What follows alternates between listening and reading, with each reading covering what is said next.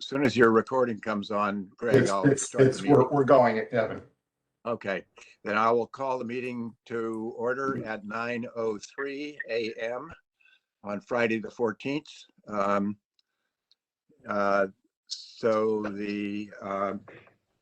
Let's see. Okay, we have the first order of business is to approve the minutes. Can I have a motion? I so move. I'll Can I have a second. second? Okay, seconded by Andrea. Any discussion on the minutes? Looks very good. I'm sorry, who made the motion? I know Andrea seconded, but who made the motion? I did, Greg. Greg made the motion. Okay, thank you. Thanks. So hearing no discussion, all those in favor? Yes. Any opposed? Any abstain? Any abstain? Listen to the open space meeting. I'll talk tomorrow.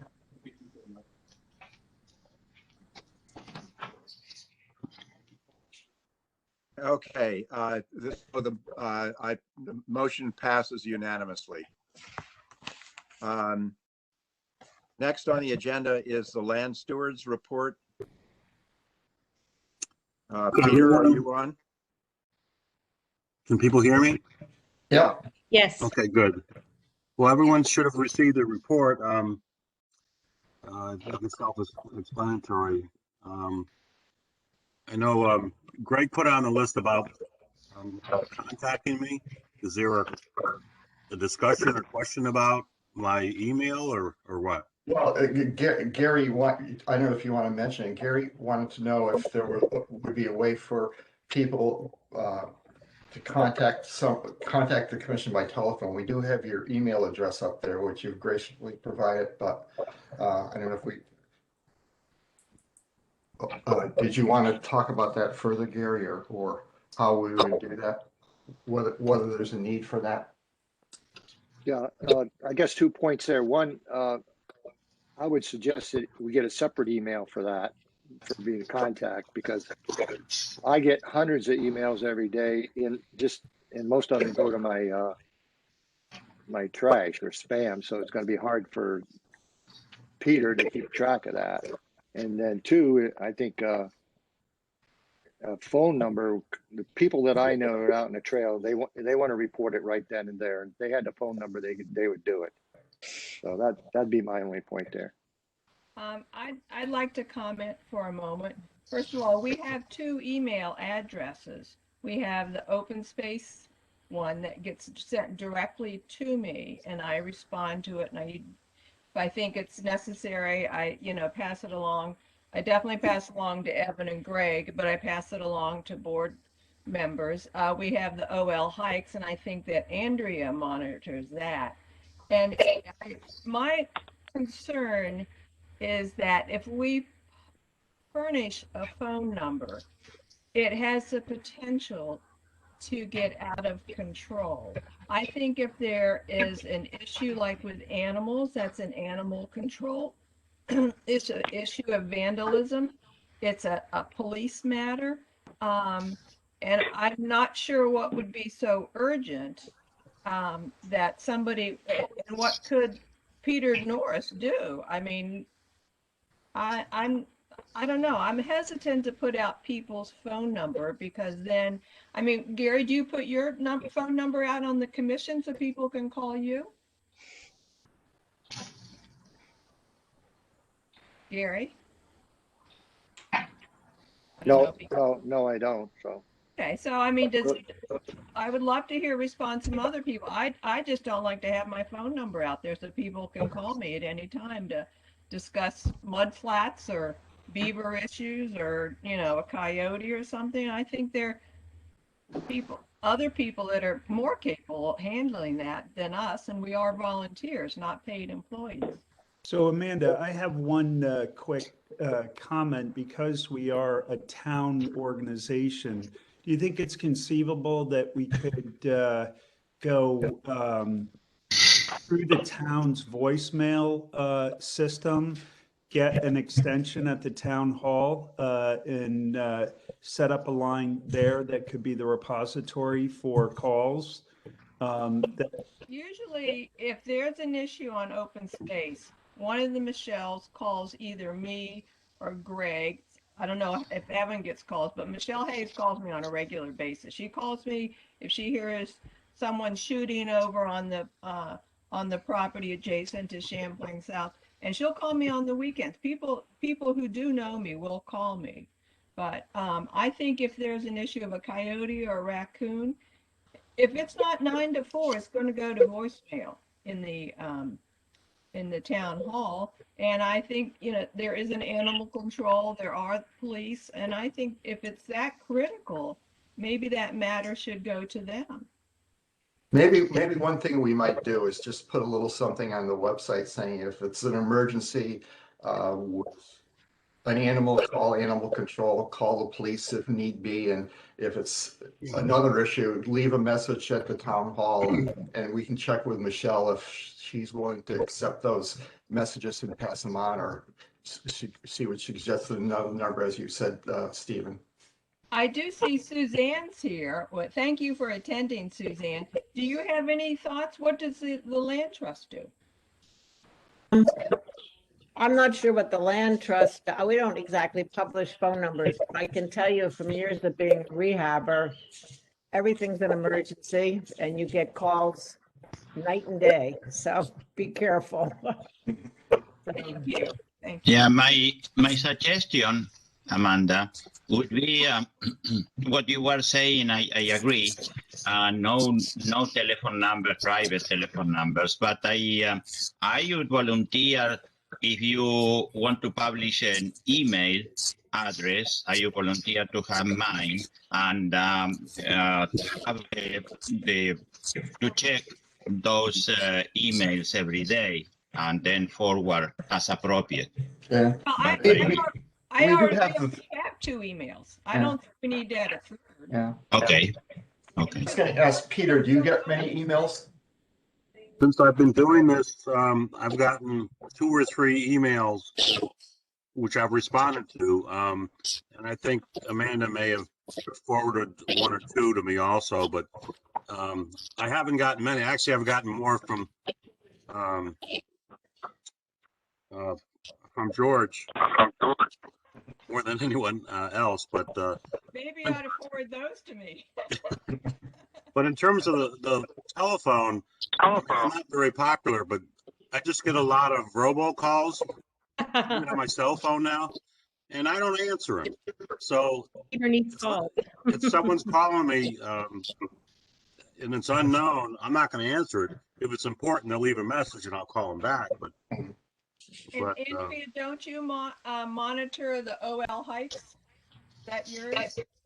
That Peter's? That email address? Were you talking to me? I'm talking to you. Oh, occasionally. Yeah, so.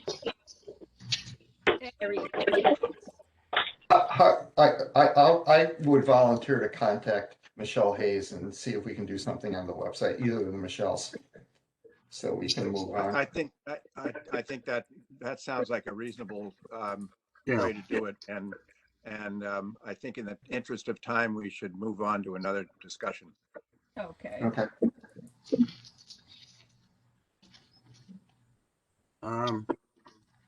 let me see. There was we have the visitor trail modification and ATVs on the open space. I don't know the photographs that I've seen and the trails that I've walked. I'm not sure balancing the public use and protection of the property. That's a hard one. It's a hard call, and I know pretty much every land trust and probably town-owned open space and state land certainly faces this issue all the time with kids on bikes and motorized vehicles, four-wheelers and two-wheelers. I don't know, and I don't know how you control it or deal with it, other than to maybe just make notification in Tim's letter, or whatever, however we communicate with the public through the town hall, just emphasizing that that wheeled vehicles are not welcome on our properties, and or not so much not welcome, because I think we certainly allow mountain bikes, but only responsible use. So not modifying the trails the way we've seen in the last year or so, but you know, I really like the idea of kids getting out in the woods instead of being exercising and being in the fresh air and not sitting in their rooms staring at their screens.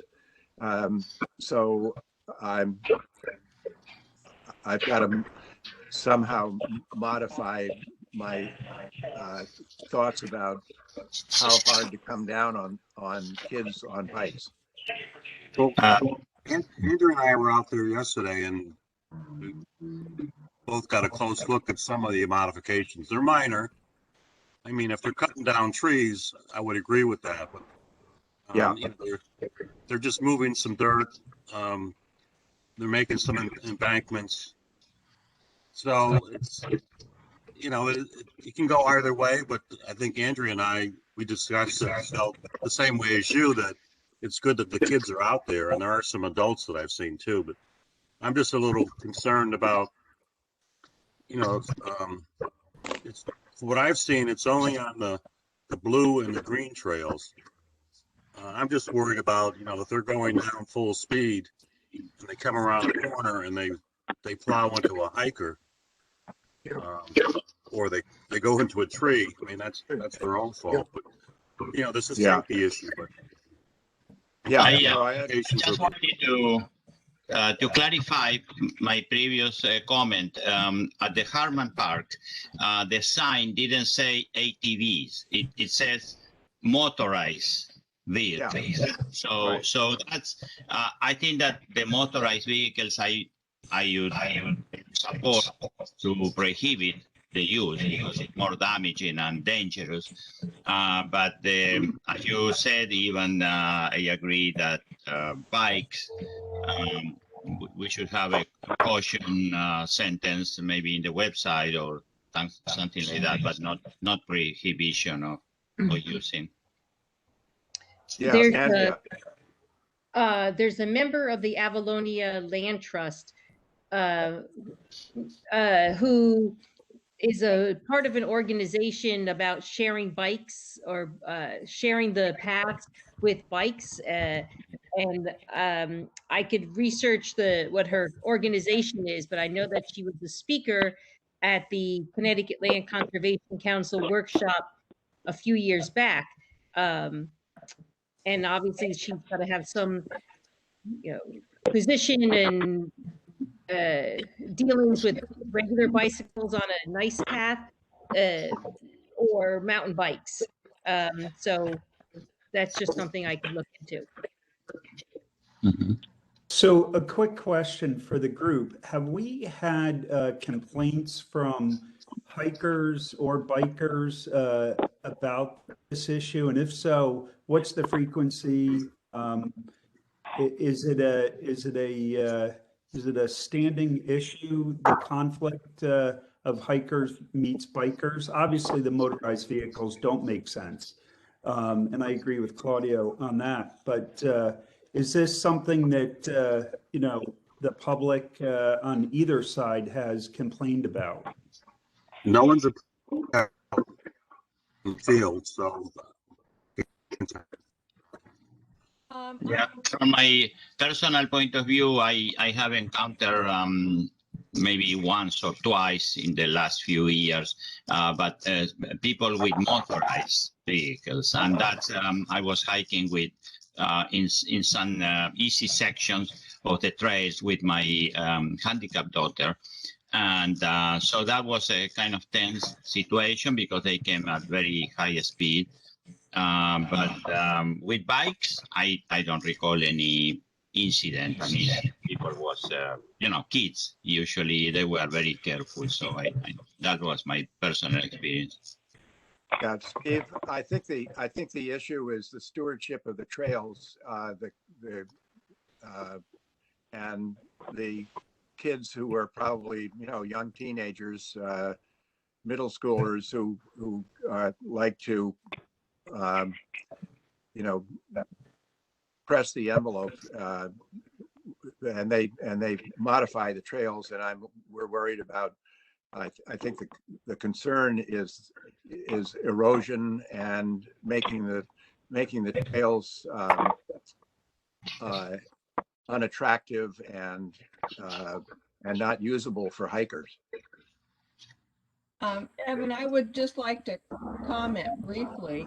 First of all, on all of our trails, or where the kiosks and the trailheads are, we have those wooden bars, and on that it says no ATV activity. So it is noticed right there.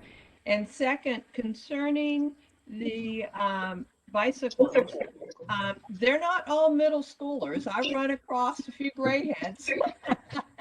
And I think what bothers me is when they start modifying, like we saw it on the yellow trail with the boards in the muck, and we've seen it now on Ames, and I've talked to our attorneys about it briefly, what our options were, and we could put a sign up on our kiosk that says modification of trails is not allowed.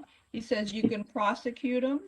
And I said, well, I don't really want to prosecute them, but I certainly wouldn't mind some community service on doing the work to undo what they've done. So and there are the jumps. There is a liability issue if we turn a blind eye to this. So, and I think if we don't address it, I think down the road it will get more brazen. That's my fear, is they say, well, they're not doing anything, so let's continue here. If I may just make a comment, my concern is safety. Even if there hasn't been an issue thus far, it doesn't mean there won't be one in the future. And Amanda brought up an interesting point. We got a letter a while ago from a woman who was walking a dog, and she was concerned that people had dogs loose and the dogs would come running at her and her dog. And she was saying that the open space has a reputation of letting dogs run off leash. Well, if it is known that kids can kind of do jumps and basically do whatever they want on the trails, that might lead to more and more activity. With a volunteer group, it's really hard to police it, but like with other things, maybe we can just put out something like in Tim's message or whatever, saying, if you're going to bike, don't modify the trails, be careful, be considerate of other trail users and so forth. How about a sign saying, parents, please keep your kids on a leash? Kids, Evan, I'm telling you, I know several people out there biking on their own. They always say how wonderful trails are. So I understand that, but I from personal experience, I know that it's probably the young teenagers who are modifying the trails, not the adult. I mean, I have my cousin Matt and other friends who are mountain bikers, and they're very responsible, and they help maintain trails where they bike. So I think we're talking about, young speed demons. Well, do we want to undo what they've done? I guess that's a basic question. Do we want to, where they've modified, put the survey tape, made the jumps? Do we want to ask Peter Norris, and then he can grab some of us to help him to undo what they've done? So So we're kind of saying, don't do this, or are we going to leave them as they are and let them continue? I think that's the big question. Well, I think it depends, Amanda, whether what they're doing is creating a hazard, and maybe it's a hazard to themselves. And if we're all worried about, lawyers and lawsuits and so forth, then we ought to shut the whole thing down. I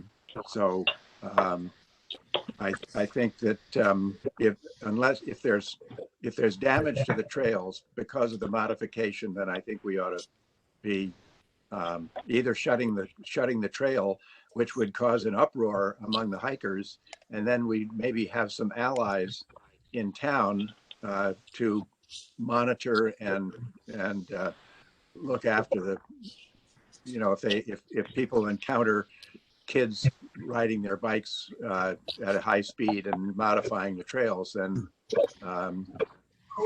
if we actually closed the trail and said this trail is closed because of overuse by mountain bikes, then we'd get a lot of feedback from hikers. Well, that we would be closing down our new observation area. I was just thinking if we undid it and put on the tree modification, no modification of trails, just took that one, because you and I have walked the Blue Trail and seen where they yeah. and put the service. If we just undid that, and that jump really scares me, but did that and just put no modification and monitor it and see how it is. Yeah. So that's about the only place. Can I say one thing about Ames? Sure. It seems to me most of the modifications, I agree with Evan, were done by young teens and were done during the pandemic when these kids had very little else available to them. I think if you undo some of them and watch and see if they get recreated again, you might find that they don't. They are slippery in some places if you're hiking. Yeah. So. Much to back to where they were. I mean, there's no real. So yeah, I can just go out there with the steel ready and regrade. That's all. Yeah, and then put some leaves over the top so that the rain doesn't wash the bare soil. So why don't we? I wonder if the kids who are biking kind of scope out their banks before they go down and careen around a tree, and then discover that their little bank is gone. Well, I don't know. I'm just, yeah. I don't think we can anticipate and control every No. bad behavior. So humans are going to be humans, and we have a well-deserved reputation for ruining properties. So cheerful. why don't we follow Peter's suggestion and undo some of the more egregious modifications, and then we can see how things go over the summer. Okay, that sounds good. Everybody in agreement? Okay. Okay. So the next item under the land stewards report, Peter, do you want to talk about the Bartholomew? Well, I've forwarded pictures to people. This week, it actually has gotten worse. The wall is out into the street now and flowing down into a culvert. It wasn't yesterday, Peter. Well, I can tell you why it wasn't yesterday, because I talked to Ed, who's head of Public Works, and I to verify that it was not Ed, the town, who did who broke the beaver dam on Whippoorwill. And he said no, or the other one. He had nothing to do with that. But he said the Bartholomew one is a beaver in a culvert underneath Button Ball Road. And for public safety reasons, he was going to break that yesterday. And I told him, I understand it's a public safety issue, but we are going to get Mike Callahan down. And if we need to know, and he'll look at it, I said, please mark the site where the beaver dam was, because it will be rebuilt. But I said, so we can review it. But I said, since it is a public safety matter, we had no problem with that because we've always addressed if it's affecting, private property or things like that. Well, that's part of our beaver, that's part of our beaver, Let it be. Policy? yeah, our policy. Thank you. And I was out there yesterday. I think it was yesterday. I took my kayak to Button Ball Road, and I kayaked as far into that pond as I could.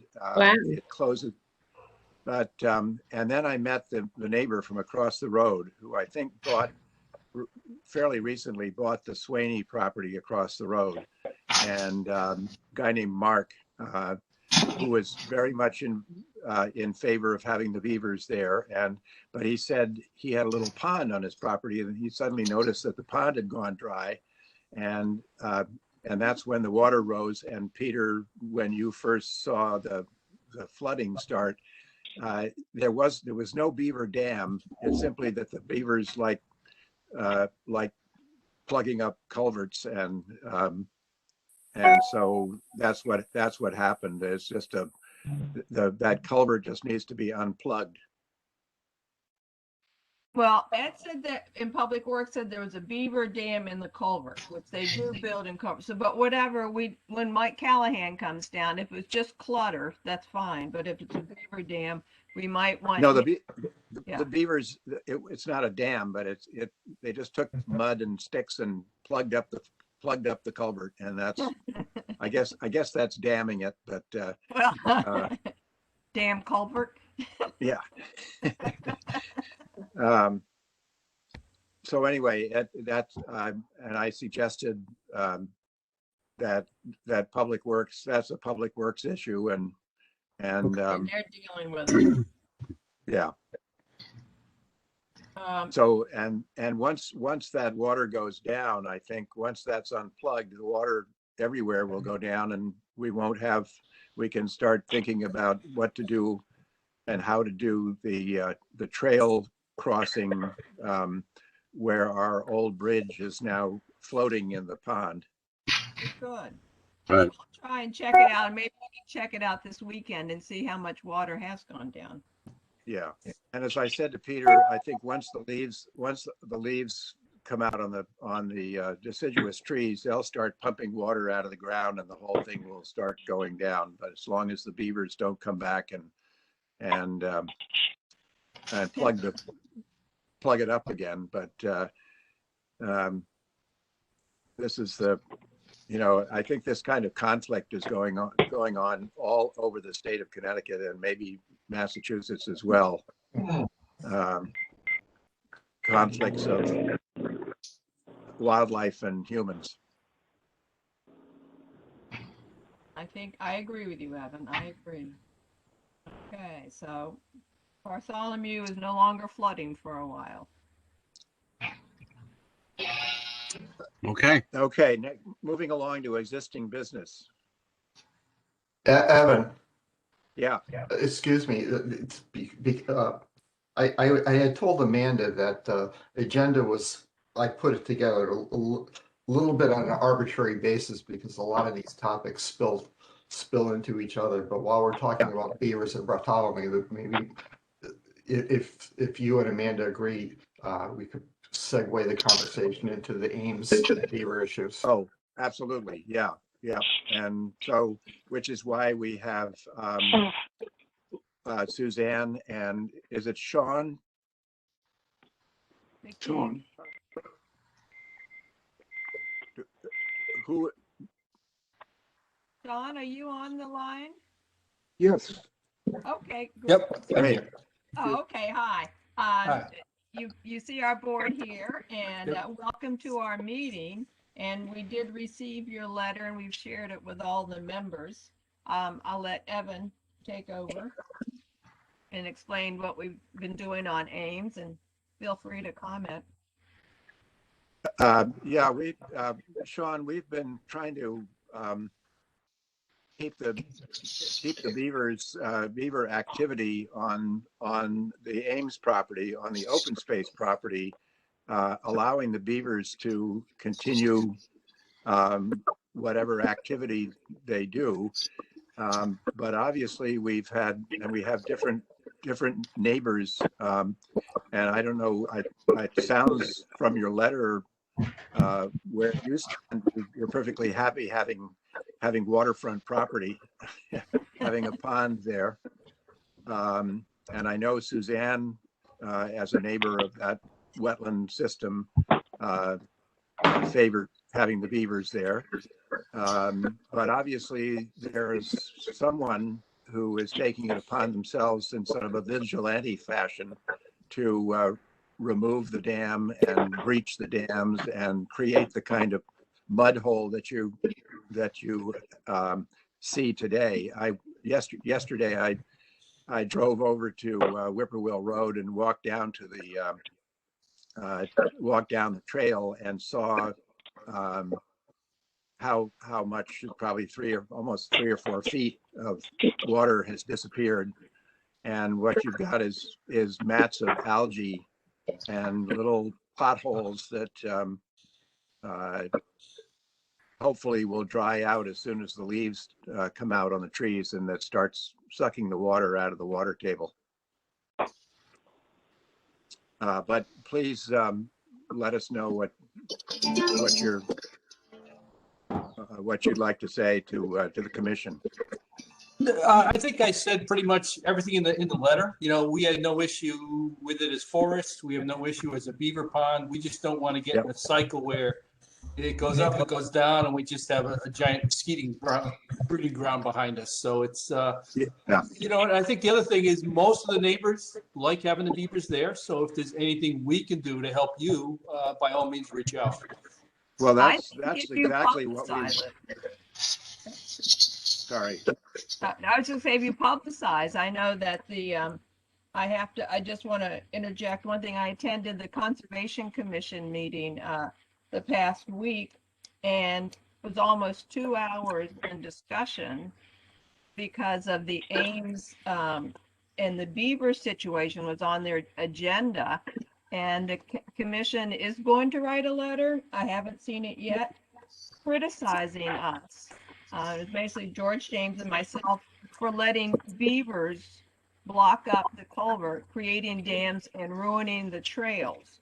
So there is a very negative point of view. And as we pointed out, Evan and I have attended webcams for the Conservation Commission when we've told them the Ames Open Space is the responsibility of the Open Space Commission for the town of Old Lyme. And they're welcome to comment on it, but they do not formulate a policy on it. We do, and our policy is let nature be, and the beavers are part of nature. And as we've explained to a lot of people, and a lot of literature saying we've got our grants, we're doing the observation area, and we've talked to Ed, head of Public Works. Tim Griswold, our first selectman, supports us. We have an appointment with Mike Callahan, who does these beaver deceivers, and he's going to come down end of this month and do a beaver deceiver in the Whippoorwill culvert. When I spoke with Ed the other day in Public Works, he supports us, and he says, I'm not going to be there for the meeting, but if you want to take it over and monitor it, that's fine with him, as long as he doesn't have flooding on his roads. So I think we are all in agreement. The thing that is so upsetting to me when I received the emails from Suzanne and then your letter saying that they were gone, and this is not the first time this has happened. We had something like that happen, I think it was almost 2 years ago around Christmas, when someone vandalized town property. So I'm going to be seeing the town attorney on a couple of other matters this afternoon. And last time this happened, he said we could contact DEEP and say, because it's I can't remember exactly how it called it, but it's release of water without a permit by breaking a beaver dam. And we didn't do anything the last time, but I think Evan and I would kind of like to hear feedback from you all that maybe we ought to report it to the police as vandalism. It's vandalism of town property. and report it to DEEP because it is a violation of the DEEP law. I would, if I could mention just one thing too, Amanda. The commission received 2 grants, one from the Rockfall Foundation and one from Harvard Audubon. And as part of that grant, we had someone come out and take extensive video footage with a drone of where the flooding was taking place. And we were trying to basically correlate that with property boundaries. And then, as Amanda said, we were going to have Mike Callahan from Beaver Solutions come down and meet at the culvert this coming Thursday, along with First Selectman. Basically, after consulting with him, consider putting in a beaver deceiver so we could lower the levels so it wouldn't adversely impact the neighbors, but it would also avoid, as you said, the mud flats and mosquito issues and whatever, and try to come up with an equilibrium, what would be an appropriate water level. And that would kind of make everybody happy. It would allow the beavers to continue living in open space, and it would eliminate any issues the neighbors face. And unfortunately, someone acted before we could do that. But that's still something that we still plan to meet with him and discuss that. So I thought it was the 23rd. I'd just like to say that I think there's still probably an issue with what Evan called vigilante action. Yes. That it's not obvious that people won't come in and still destroy things, even policy against it. And Amanda, I'd like to understand what the legal ramifications are. I got a phone call and heard that that Ned Pfeiffer has a beaver area on his land, right, and that it had dried up, and he went out and found that the beaver had been shot. Now that's clearly trespassing, I think in a very clear way, and it isn't just a misdemeanor. That's no, Peter, it's a violation of our no firearm ordinance as well. Yes. So was the beaver shot on open space land? No, Yes. it's on Ned's land, No. I think.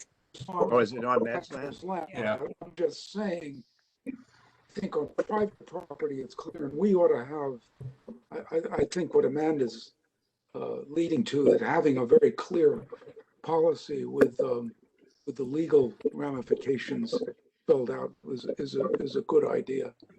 And I'd like to I think it's serious. endorse doing that. Can I speak to that? I think, not only do I think it's serious, but I think something like a leaflet to all the households on Whippoorwill or something, explaining how serious this is, and that the town is willing to put up a deceiver and work with you if you're having trouble, and that taking it into your own hands, if you're caught, you're going to be prosecuted. Good. Because otherwise, I don't know how you're going to stop this, but I think you need to get the word out that we're willing to work with you if you have a problem with this, with flooding or something. Yeah. I know that a lot of people know that. I didn't know you were already about to put in a deceiver, and I'm fairly on top of some of these things. So Well, I think it's been the discussion outside of meetings this last month, that we had to contact Tim because the beaver on Whippoorwill Road is in the culvert. That's town property. I know, but Yeah. I So we just had to get don't Tim. know. My understanding of blocking that culvert is dangerous. So whoever did it took a risk of, you could get swept through that, Peter, I think. Weren't we told that in terms of pulling, the force of the water can sweep somebody through if they're not careful with those dams? Well, solve our problem. Yeah. Sean, may I ask you, what would your thoughts be on Suzanne's idea of contacting the neighbors and let them know what we're considering doing and our willingness to work with them? Well, I did contact that one neighbor. I called the number, I wrote him a letter, and I have received no response. I have no problem. And again, it's what the board decides. And I think Evan would be in favor. I don't mind drafting a leaflet or putting something out, maybe putting notice up at a few places, like maybe at Coffee's or Audubon, saying, if you're having problems, let us know, or let maybe the land trust know. They'd like to know. I think you'd rather hear it from a neighbor than see it in the editorial for the New London Day that we're ignoring it.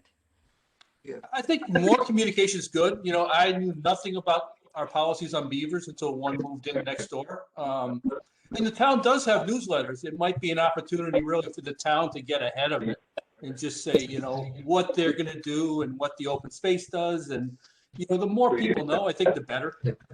I agree with you, but I don't think everybody pays attention or reads a lot of stuff. And that's why I thought a flyer to at least for well residents in a mailbox might get a little bit more attention. It can't hurt. I don't think we can put things in mailboxes, but it's something to get out. And Greg is writing an article in Events about it. And we did, Amanda, we did have a notice that went out with the first selectman's message prior to Earth Day, talking about it as well. Yeah, we've sent out numerous messages. I don't think people read, That's true, Suzanne.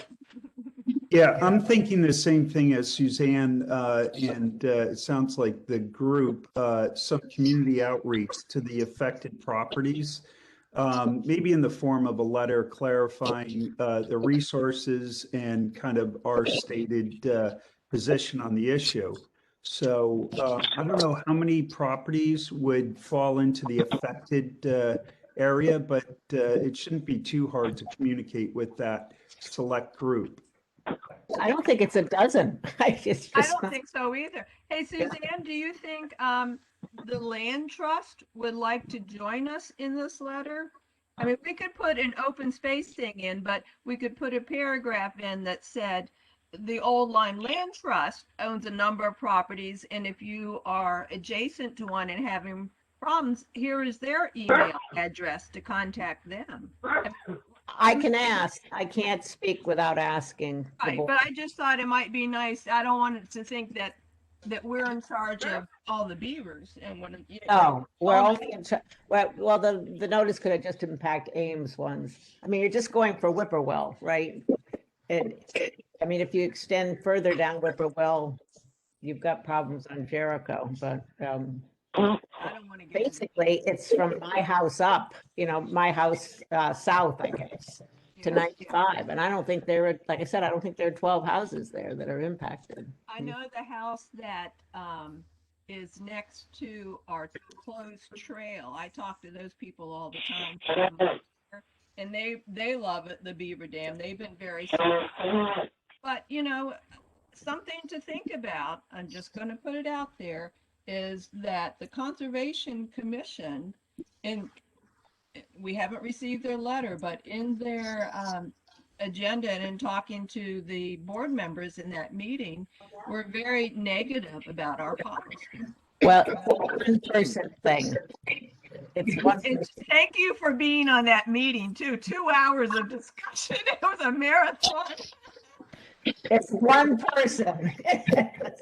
Well, I think the board supports that one. Their board supports that one person. So if they're putting out a newsletter, and Evan and you all know, we have received in the past communication from that person, and they send it to the selectmen and other people saying that, we're destroying millions of dollars worth of property by letting the beaver do what a beaver does best, make dams. So I find it very disturbing that the Conservation Commission they have the only thing that are conserving is public access to properties, and which is important, but it's not conservation. So what is the Conservation Commission doing to promote conservation? That's what I want to know. Yeah. Also, I ran into the person we're talking about in Ames with somebody who kept his back to me, wouldn't look at me, avoided eye contact, and I was highly suspicious as to why he was being shown Ames. So, I don't know. That's why I think this isn't the first time, and there will probably be other opportunities. So I would think that if we're all in agreement and the first selectman's in agreement, the attorney has given us an option to do, I think we need to be a little more careful on this to protect the beaver dams on open space. And the one in the culvert that we're going to be in charge of monitoring when it gets done. And it's nice to know that neighbors like you support us. And I think just pass the word around, because there are people out there that do not support our policy. I think that the vast majority of people quietly support you. You know, in Old Lyme, we always have a few squeaky wheels. I guess the only other thing I'd say is if you are actually bringing an expert in to look at the beaver deceiver, you should try to leverage him for other communication strategies, because we're hardly the first person to deal with this. Right. We brought the same person in 3 years ago, and then the town did nothing. So he's very familiar, and he's actually in his emails to us has said, "Oh, I've been watching that." So he's very involved. He does a lot for the Essex Land Trust and other people. So he's very 100% involved. He also says separate from him is a nonprofit organization that he founded that gives money, grants to people who have this situation and can't afford to. Well, it seems to me, if I can interject, that if perhaps over the course of time, the neighbors would be willing to chip in a little something just to offset and to help the budget of the Open Space Commission. And I'd be the first to offer that private help. I'd do it. I'd second it. I third it. And also you guys, you're abutting all this property.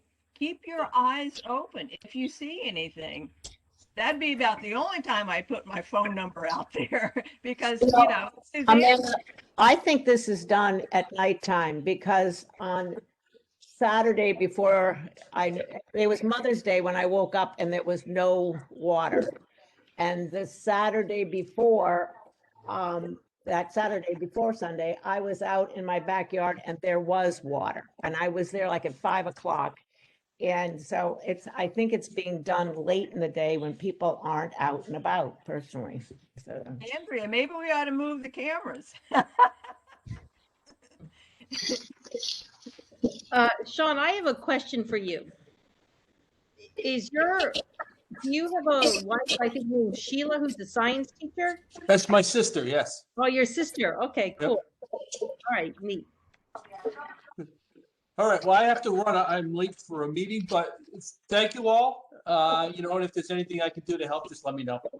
Sean, thank you Thanks. so much. I really appreciate your letter. Yeah. Do you want me to have this discussion with the town attorney? This is one of those times I'm dropping off work I did, so I could probably slide a couple of questions in, and say, is our best option deep and the town. And then when Tim comes back, Evan and I can contact Tim and say, Tim is back. Oh, he is back. I saw him this morning. Do you want to ask him? I'll check with the attorney and you ask Tim, and would he, allow us to contact the police in Deep on behalf of the he is the Thursday meeting with Mike Callahan is on his schedule, and he's due to meet us there, so we could talk to him about it then. Well, Evan sees him every day. Okay. I don't see him. He's been in Florida for a week, so. I know, I was there too. I know. But if you see him, and then I can ask Rich, and then we can follow through maybe with a phone call next week sometime to Deep and the police with Tim, or Tim can follow through and give us our contact information. I wanted to toss one idea out too, and I'm not sure how I feel about it, but one thing we might also do if we want to get the word out is we could have Kate Hewitt or someone come out and meet Mike Callahan on site, and we could talk about the whole issue as well. And I think they would probably be interested in doing something. Who is Okay, this, Chris? That's the examiner. oh, the examiner. Amanda, Gary, while you're talking to the attorney, I would see, get the actual statute that we would be charging somebody with, along with the penalty. Then you're getting a fee. Well, and then I would suggest you post those signs saying that, by those dams, because whoever's doing it, obviously doing it at night, they don't want to be seen. But if they knew that they were breaking the law and what law they were breaking and the penalty, they might think twice. Well, for the town of Old Lyme, it's a basic vandalism charge. It's the Connecticut statutes. If someone vandalizes your property, you have recourse. This is the town of Old Lyme. That's why we need to have Tim on board. For deep, Rich said that it was release of water without a permit. If you have a dam on your property and you release water that affects downstream properties, then that's when deep comes in, because they monitor all dams.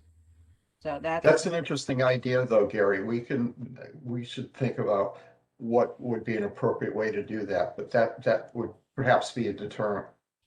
And maybe that should be on the leaflet that is passed out along Whippoorwill Road. Okay. Also, the verbiage that you are on camera. We'll get some dummy cameras up there. Andrea, we're moving the cameras. I do have some people footage. Oh, you do? I'm waiting for Not of a dam, but one could suspect. But it could just be said anyway. Caught on. Hold on. Maybe we need to put up a sign if teenagers use the benches that you're being watched. Well, but then they'll vandalize the cameras. So, hey, before I forget real quick, Peter Norris, I did not receive your report. Could you resend one to me at your convenience? Yes, absolutely. Okay, thank you. It maybe got lost in the 9 million. I don't think I received it either, Peter. Or maybe right. resend it to everybody just in case. So. Okay. Okay, so okay, let's move on to we've just had discussion of the beaver activity. I have a property update, Evan, on the open. Okay, that doesn't come under discussion of potential property. No, this is under A, open space property updates. That's when Greg Futoma kind of merged them together. This is on. Oh, I see. Okay, yep. Sorry. No, I'm just trying to keep an eye on Then I'll finish. Then you can start with a hiker's happy hour. But let me finish. It'll be brief. Yeah. So okay. I need a drum roll for this one. Okay, this is all good news.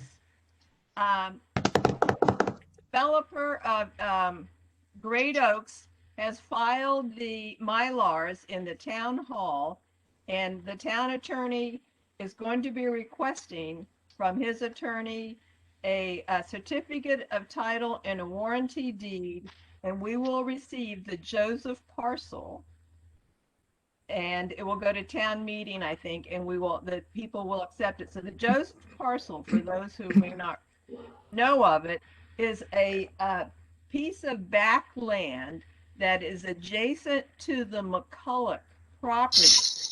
It's off of a pentway owned by the May family, and we have a right-of-way across. So it will abut Lay and Mcculloch and opens up the corridor on Short Hills Road. So we still have to get permission from the May family or have discussions with them. Evan and I have been in contact with them. But we will be receiving that as an open space property. That's terrific. And I'm also pleased to report, after almost 2 years, the court has approved the modification of the conservation easement on Mcculloch. And that, great. Yes. And that will go to town meeting also. And I think we're trying to schedule a town meeting in June.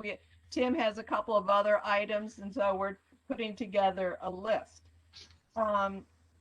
On Mcculloch, we will be starting the parking lot for the Yellow Trail. I just want to mention that Evan and Fred Behringer went out and planted a chestnut tree in Rook's Meadow, and Evan put a piece of fencing around it to protect it. So, and there's an American chestnut tree planted on Rook's Meadow. The Eckland, where we are proposing in the fall to do make that, instead of Eckland Pond open space, make that an Eckland Pond Wildlife Refuge. And Fred was down and looked at the site, and Evan and I said, no, that's Shippey's Pond, but we hope to meet with Fred. He's going to be doing a study on invasive plants, and so maybe for the fall, that might, you know, be something that we had talked about working on. I did speak with Pat Shippey, who's her husband Nate sold the land to the state of Connecticut, and they have Shippey Pond named after her husband. She has close contact with the deep people down there, and she would like Evan and me to meet with her so we could walk around and talk about that. And the Connecticut Hiking Alliance, Bill Rule, who did, his group did the removal of all the conveyor belt fencing on Mcculloch. I contacted him and asked if his group would be interested in helping us on this project. They have disbanded, but he has a number of people that would like to help, you know, left over from the Alliance. So they again are on the agenda for September. And I thought I'd just mention it to you, Andrea, because of the environmental club. So, and then at our last meeting, we did have a couple of neighbors, and I saw where Marshan Evan is an alternate on Wetlands. So maybe we can get the neighbors, and I thought Ann's not attending this meeting, but she is a homeowner on Sandpiper. And so maybe everything is aligning. So in September, we could be starting on this project. So just thought and I think that's, all that I have to report for updates. Okay, great. Well, that all good news and positive developments. So Andrea has a question, Evan. Thank you. Yeah. Just a small question of clarification. I know you've been working 2 years on this conservation easement. Could you explain what that is briefly? Okay, when the in Mcculloch, Holland, and Basiloff families put a conservation easement on their property with a nature conservancy, and it allowed for private access on their property because they're private properties. When the town purchased the properties, we had to modify the conservation easement with the Nature Conservancy, the national headquarters, and then get the state of Connecticut is the only one that can approve a modification of a conservation easement to allow for public access, parking areas, composting toilets if we want them, trash receptacles if we want them. So that worked its way through the court. We had several meetings, web meetings, and then the pandemic hit, and then the courts were closed, and then the attorney general that was handling it retired, and it fell between the cracks for 6 months, and blah, blah, blah, blah. And so, and then what it means basically is it allows private access, public access, sorry. Right. It allows us to do our parking areas basically, because that wasn't allowed for. And so that's why, and it's as we know from other incidents in town, to modify a conservation easement is a major procedure involving the state of Connecticut and all parties involved. So that's Andrea, let me just fill in a little bit. Conservation easements over private land generally do not allow for public access. So when a public entity takes over a piece of private property, as we did with Mcculloch, that in order to allow the public to use that property, we had to modify the easement, get the Nature Conservancy to agree and the court to agree that the public could use the property. Got it. And Thank you. the last thing we have to do is we take it to a town meeting and get the taxpayers of Old Lyme to agree, which should be a no-brainer, but hopefully hope they'll agree to that. So, but that's all I have. Evan, you want to do the hikers happy hour? You attended it. Yeah, it was very briefly. We had rain for hikers happy hour, but we had a stalwart, small but stalwart group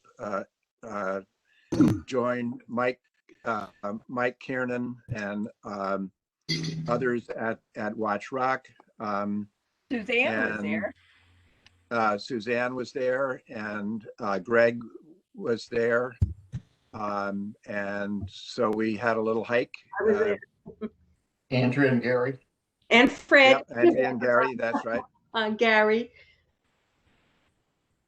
Andrea and Fred and Gary. So everybody, we had a lot of open space representation, which was great. And then, so we had a little hike around and saw what the land trust had been doing in terms of keeping the meadow open, and they had gotten a grant to control invasives, and that we saw some of that.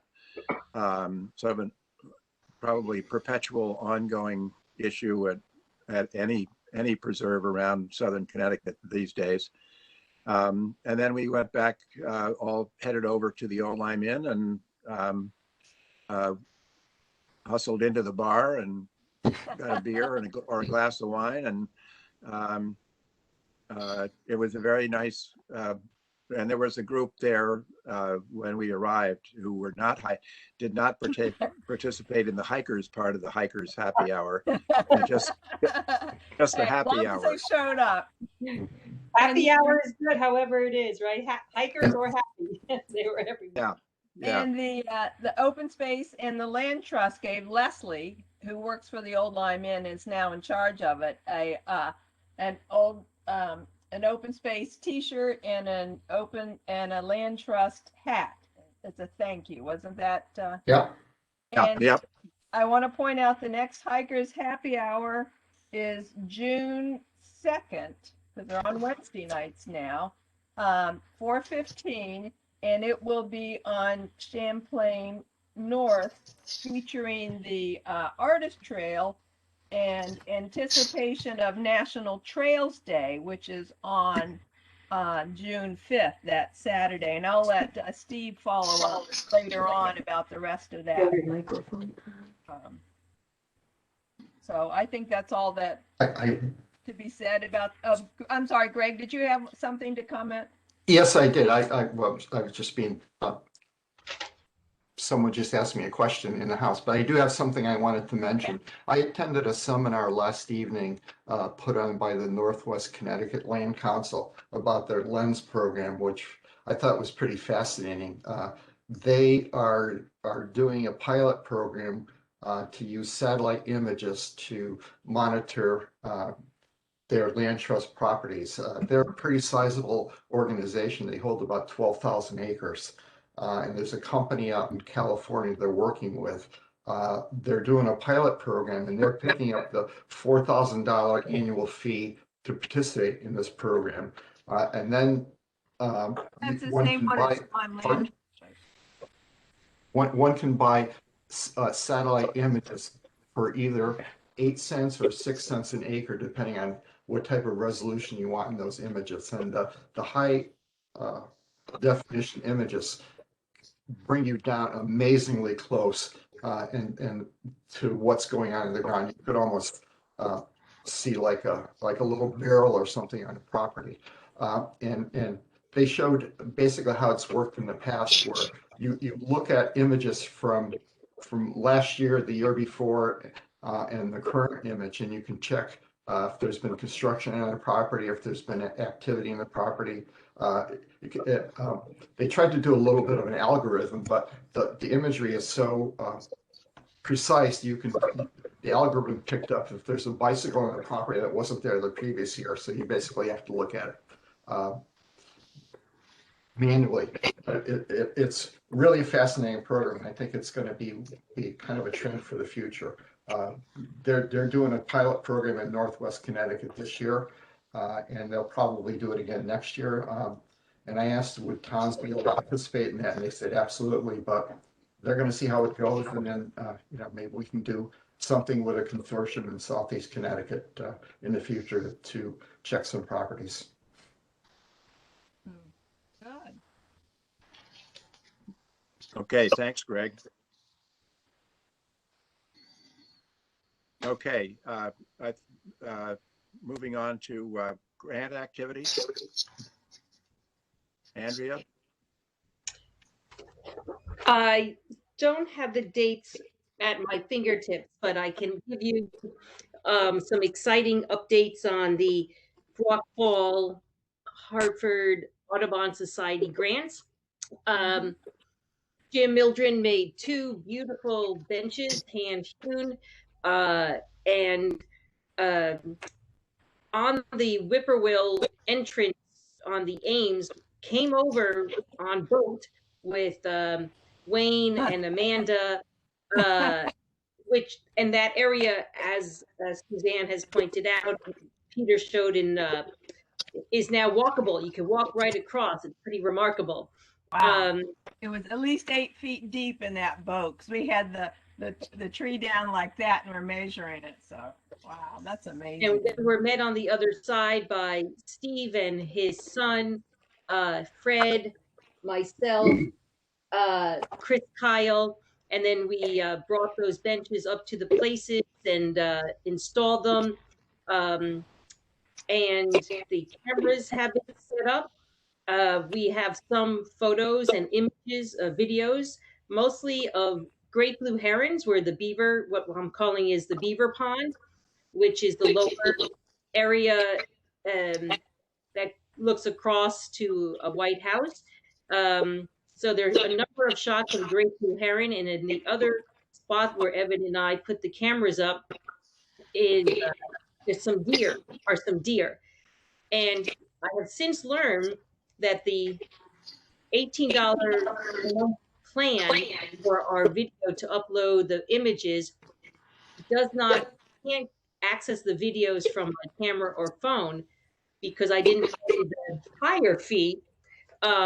But what it means is just getting the SD card, putting it in my computer, downloading them. So it's not for me. It's easy enough to do for the time being, and then just returning the SIM card, or switching it out. But we do have that video. At this point, we don't have that many images that I can't manage it myself, but to segue them and upload them to the website and somewhere else, I have reached out to a high school student who is very able and willing to help. So at some point, he and I could get together when we need some presentation of that information. In the meantime, I'll try to send you photos, but I can otherwise report some beautiful still pictures of huge great blue herons. So the next portion of that grant is to get a sign with some content on them that will be put around by the 2 benches, and that Greg could speak to, because that's I don't have information on that. And Rockfall would like to they would like to visit. So I'd like to discuss when you think we should invite them out.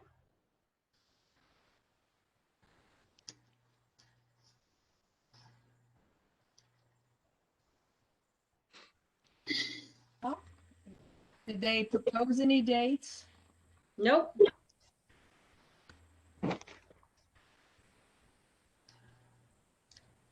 They're flexible. It can be at the end of the project. So, it could depend on when we get the signs. Greg, are you okay? Andrea, can I just ask, you're talking about the benches on Ames, right? Yes. I mean, the one by the power line is not very pretty to sit there. I Wow. was thinking the same thing. It's not really with the beaver dam gone. I think we need to give it a little more time to. I would wait and hope the beaver come back because it's pretty awful. Well, the observation points are not at the crossing of Whippoorwill. The observation point one is up on the ridge. So if you know where that crossing is, Suzanne? The higher one, I mean, you still got something to look at, but the lower one by the power line it's pretty awful. Maybe we ought to wait to propose something. Yesterday, I don't think it's terrible, but I'm happy to put it out at whatever time. And giving her updates.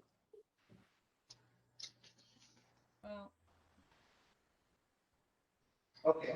So I'll just speak with her and get some time frames and come up with a half a dozen and then talk and arrange it. So it doesn't sound like it's going to be between now and the end of May anyway. So May's No. yeah, busy. that's giving a framework.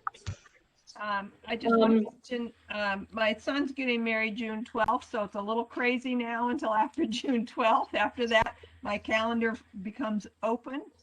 Okay. So that's good to know. Yeah, so and I will not be at the next meeting, which will be the next live one. I understand. Giving you a heads up. So yeah, if you could push it back that far, that would be great, and then we can talk to her about what Mike Callahan says and get a back on a whole bunch of stuff. Okay. The next event is May 15th, which is tomorrow, Saturday. The Environmental Club will be at the ready to move mulch from more or less the parking lot. And I just got a voicemail from Nick Vallis from Bartlett about when and where the chips will be dropped. The mulch, I have only 2 RSVPs from within our crowd, Peter Norris and myself, and we both have a wheelbarrow.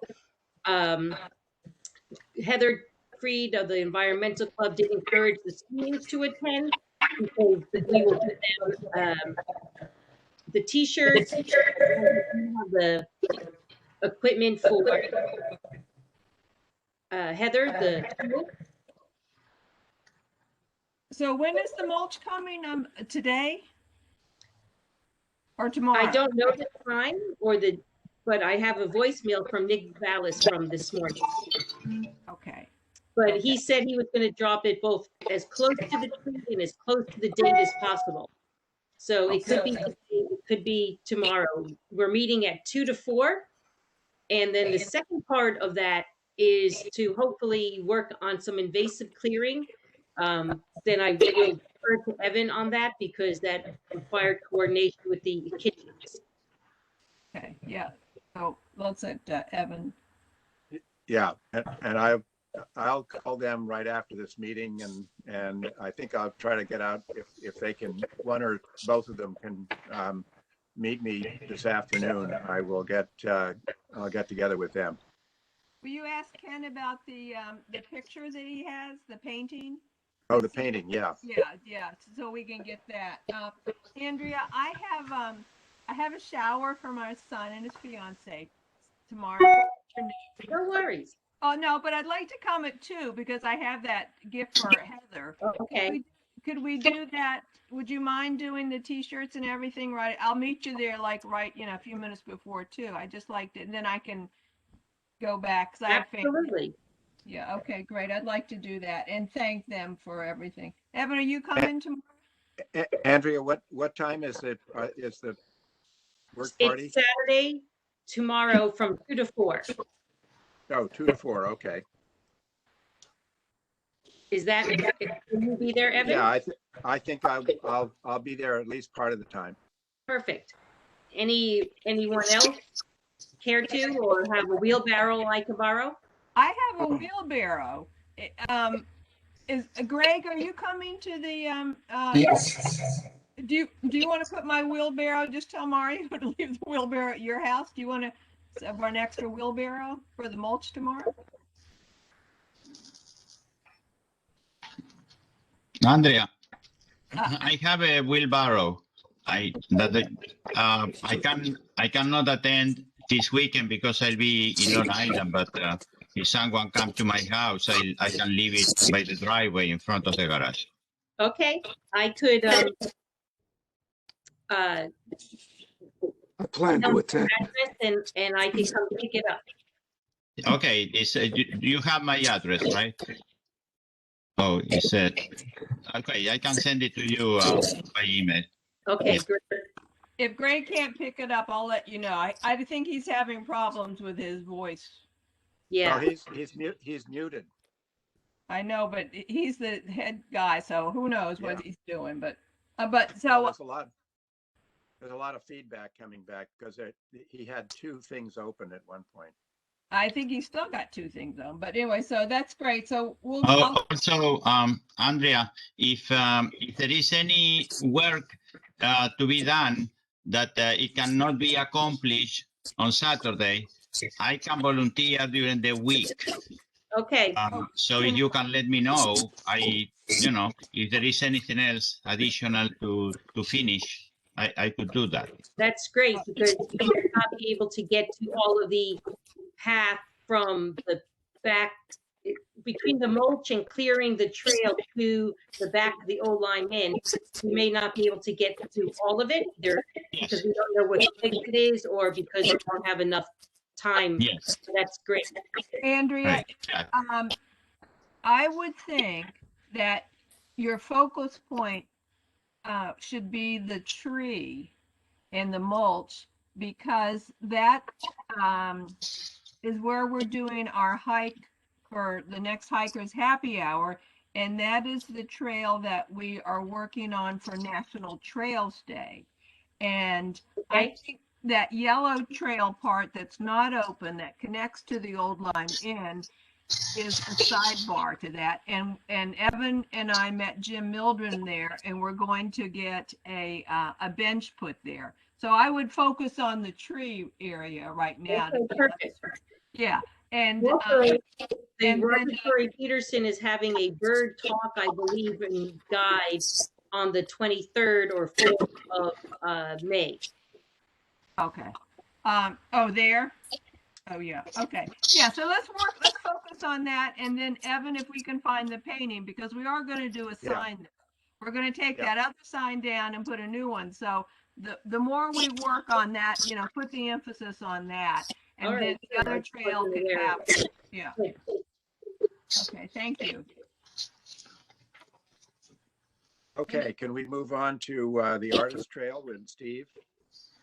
I think that's a good lead in. So on the artist trail, I've found that I need to bring the big guns in. I used to be somebody in my previous life, but now I need to turn to Evan for help with the Flow Grizz to get their permission to extend the artist trail. I didn't know if you had progress made on that front, Evan. No, not at the moment. I've been involved in other things I have gotten a very positive reaction from RTP, but I haven't, and I'll try to reach out to the Florence Griswold. Was it Becky? I think that's her name. Becky is the director. Director, yeah. And I've met her, so I'll give her a call and I'm glad to reach out to Becky also. I had previously, but she had a lot of things going on. So so maybe so we don't duplicate effort. Let me reach out to her again. Okay. And I'll give you an update. Steve, all right. And then reaches out to her, you might mention that we're having a Hikers Happy Hour that Wednesday at the Old Lime Inn. And I don't know if we got our banners back or not, but the Old Lime Inn is going to play up that whole week from that Wednesday of Hikers Happy Hour to Saturday, National Trails Day. and have it going that whole time. And we want to include Florence Griswold in it for extension of the artist trail. And you should maybe mention to them, I don't know if you're aware of this, that we renamed the Red Trail, the Diana Atwood Johnson Trail, in honor of her and her commitment to Old Lyme and the artists and all of this. And so it's a nice tie-in. And the Old Lyme Inn will be running some advertisement on this, and she could contact Leslie or Chris Kitchings. So it's like there's a lot going on that weekend, and it would just seem that they might want our literature. We could do a handout if they wanted it, whatever. I think that's beneficial, Amanda, because I really feel like, the Flow Grizz has done a good job branding their artist trail. Right. And I'd like something to be in it for them if we kind of adopt their branding efforts so far. So I think that quid pro quo would be, helpful for me to discuss with Becky. Right, and especially with the Old Lyme Inn being involved, it's like it's bringing over to the other side. And, Sure. And then, isn't it the Art Association doing plein air paintings this summer on, I think, that site also? So I would just say, there are a lot of opportunities to advertise it, because we have the first selectman who puts it on. So if they're doing plein air painting, Flo Grizz could talk about if they're doing the restaurant outside. So there's a lot of ways to get this whole corner moving with, free publicity and events that are going on this summer. I agree. I think the RTP property may be a little busy to be folded in, but it sounds like Evan is going to discuss that with them. I think they have their hands full with their new structure. But I've them involved next year. If I may, I've talked to the architects who are helping the RTP on the modification of the building, but they also have their hands in the outdoor modifications. They're going to put a wildflower meadow, and they're maybe planting some trees and putting in a trail, an extension of the artist trail. It won't be quite as fancy or expensive as the artist trail on the Florence Griswold, because they don't have the money for it. But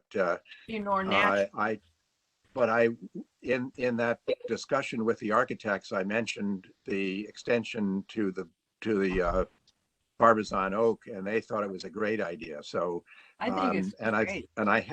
I have mentioned, I've had discussions with board members at the Florence Griswold, not with Becky, but with board members there who thought that having a trail to the Barbizon Oak was a great idea. So if we can try this all together, it'd be great. Yeah, Evan or Amanda, is there a charge for the hikers happy hour? Only if you buy it. Okay. Well, only if you buy a beer, there's a charge, but it's half price. I would love to invite maybe the board members of Flow Grizz or RTP, or is it the artist? What is it? The artist, not colony. Is that Amanda? It was it's the Artist Trail. It's a Diana Atwood Johnson Memorial Trail. There's a plaque right there by the kiosk that we did. Yeah, so I'd like to invite them to the June 2nd hike, and they could see, maybe they've never been across the street to our property, and they could take it in.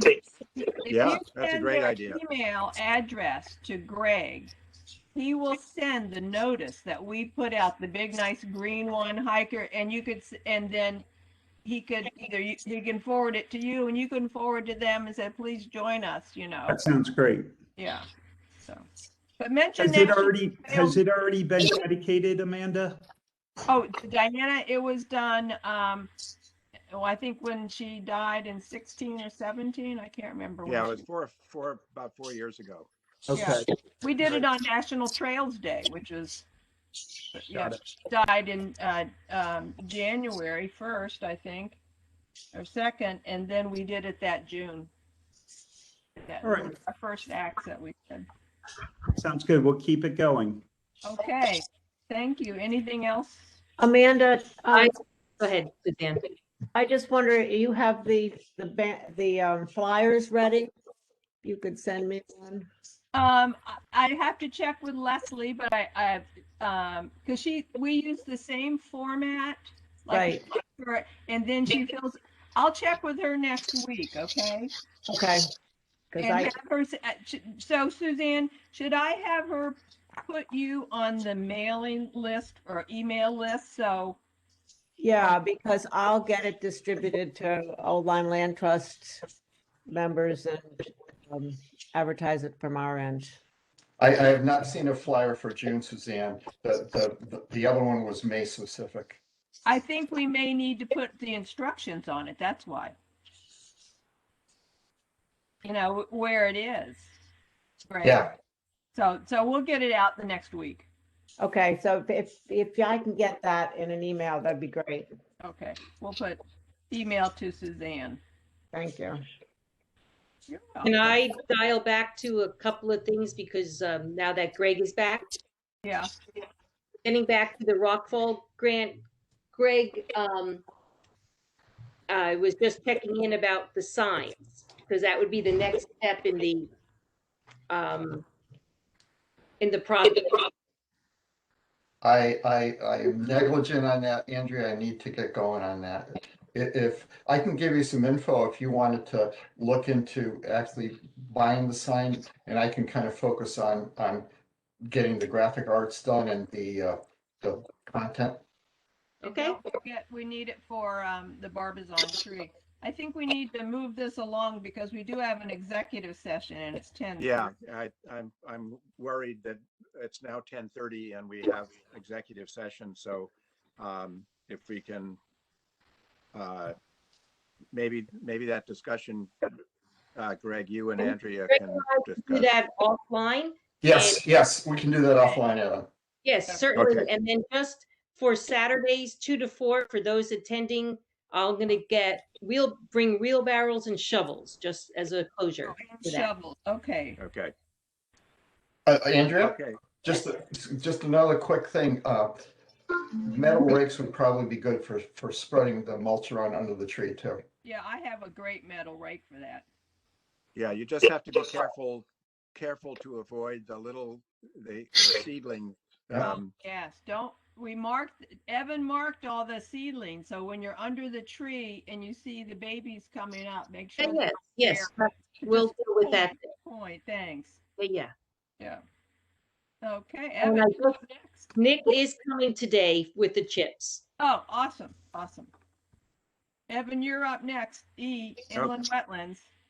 Okay, well, the inland wetlands, as COVID has progressed and we're sort of coming out of it, there are many more applications, almost daily applications to the Wetlands Commission, including one which I find frankly a little disturbing, which is the Lime Old Lyme Regional School District, and they're redoing a field in the back of the high school adjacent to a large wetland,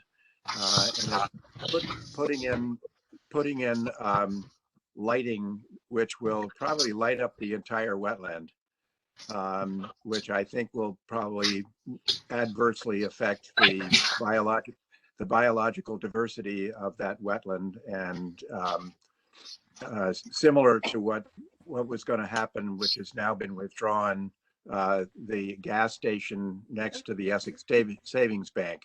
That was going to have a huge amount of lighting and spilling over into the vernal pool on Mr. Farnham's land. So there's a lot going on, and some people are, obviously everybody's wants a new outdoor space. And so they're pushing the envelope on wetlands at a time when I think the most biologists and naturalists would urge all wetlands to be protected further than what they are now. Our 100 feet, the Wetlands Commission is often approving applications that I think probably are unwarranted, but Is that partly the question of the orientation of the lights on that backfield behind the high school? Yeah, well, they're going to be lights that are outside of the review zone, but also two light poles that are going to be placed within the 100-foot review zone. So, and they're going to be, one is 80 feet high and one is 70 feet high. So this spillover, I mean, the engineers say that the lights will be, oriented toward the field and away from the wetland, but that discussion will be coming up in the wetlands meeting on the 25th. Evan, I just want to mention a couple of quick things. I just finished doing a research project in East Lyme, and I met with the wetlands director several times, and they now have a 300-foot upland review area. Really? And also I did a project, I've done a couple of big commercial ones, Mystic Seaport, things like that. And the lighting, because the neighbors complained, they made them do different types of lighting so that it doesn't impact the adjoining areas. So it's just something to ask them to do, and maybe, and I know they've done it, and the school is certainly, in my mind, a big commercial use, is they have people that just design lighting for these situations, and you might want a specific lighting plan, like you have parking plans and things like that. Yeah, And well, I think they have a lighting plan and they have marked off, but we were unable by statute. The Wetlands Commission is unable to ask questions or make comments during any site walk. So that's pretty much, we've gotten the plans and we've had a site walk. So now we get to ask the questions and make the comments at the meeting. And the other thing I just want to mention is, and I haven't seen this in a wetlands issue, but I've seen it around, is people are putting in these fire pits, and then they are stringing up so many freaking lights in the tree. It's like Grand Central Station. Yeah. So, Yeah. Evan, if I could make a quick comment, and then we can move on. There's a representative from Essex on the Gateway Commission who's made dark sky his particular issue. He's an architect, and he has a lot of information about the impact on, particularly on birds, but on other wildlife. And I'll contact you offline to give you some information about that. Great, thank you. I did attend a talk at the Centerbrook Architects several years ago about lighting when we had some issues.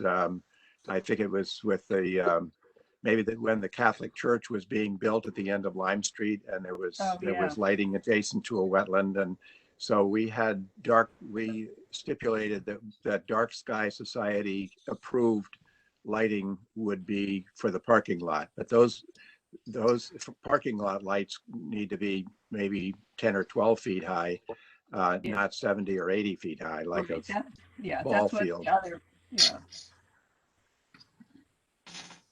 Okay. Yeah, I have a website that I can send it to you, Ivan, on the Lighting Association, Dark Sky Lighting Association, with some guidelines there. I don't know if the same that you have. Yeah, good. Okay, well, thank you. Okay, Gary? Where'd Gary Conservation go? Commission? Yeah, no additional comment. Oh, okay. Gary, I have a question because I did attend that marathon meeting in the conservation a couple of weeks ago. Can you relay back? And I know you got a copy of McTeague's letter and our discussion here, and just a little pushback on that, on their point of view. I know they said they were going to send a letter. They haven't. But just saying, you know, this is the response that we're getting from them. I think they need to hear all points. I will be absolutely thrilled to do that. And if you recall a couple of meetings ago that you attended, the Conservation Commission recommended that you contact all the people on that road and see how they're feeling about it. Well, we have heard from a number of the residents, and not the entire Whippoorwill, but I would think from the culvert from 95 north up to maybe Suzanne's house. Isn't that what it would be, Suzanne? Suzanne, you're muted. Yes, nobody south, north of me would be impacted. It just up to you. It's I'm the last one, 95, Okay. 79. Okay, so we can do that, but Gary, we are hearing from the neighbors. I mean, you just heard from McTeague. He wrote us a letter. You hear from Suzanne. I've talked to personally the neighbors going up on the other side of Whippoorwill.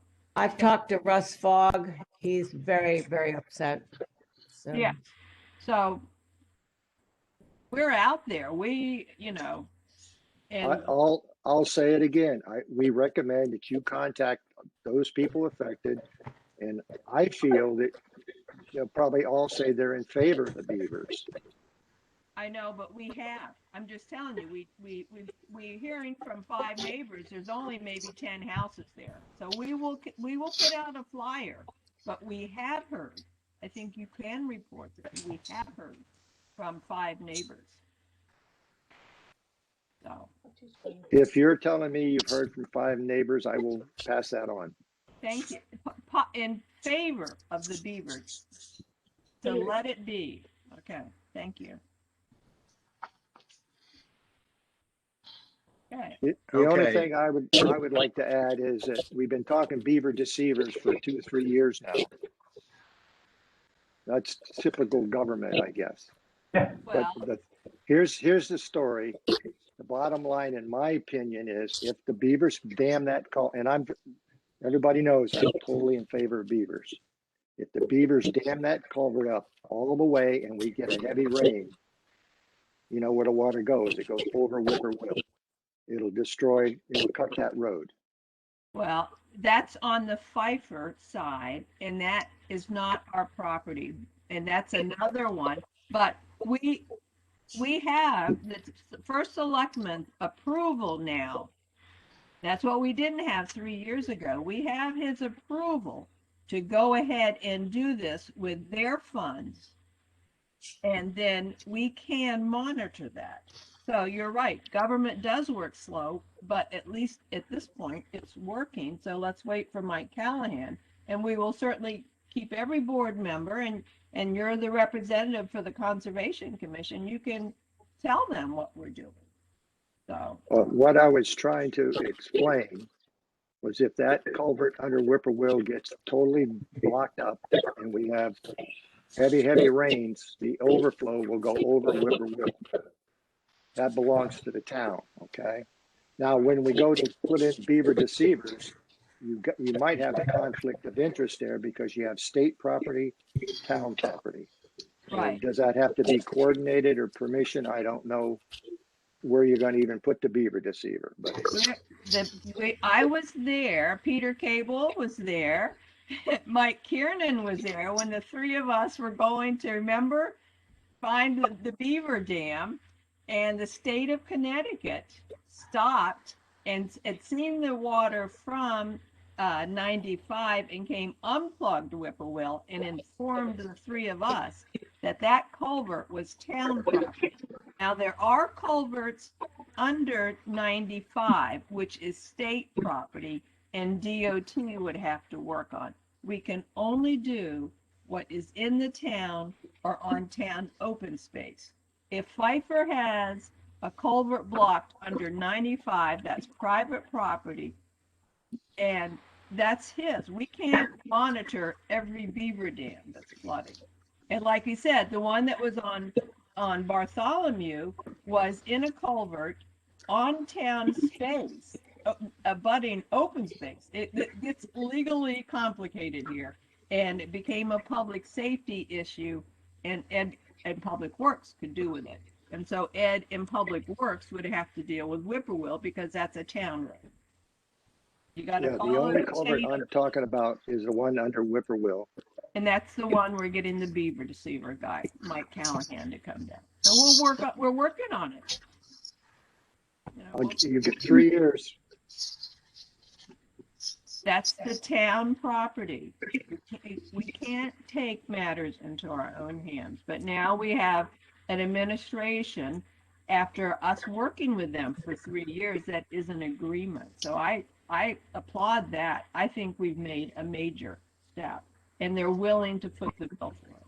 So let's try and keep a positive attitude is otherwise it'll be like the last time and they broke the dam and shot the beavers. So what's our alternative?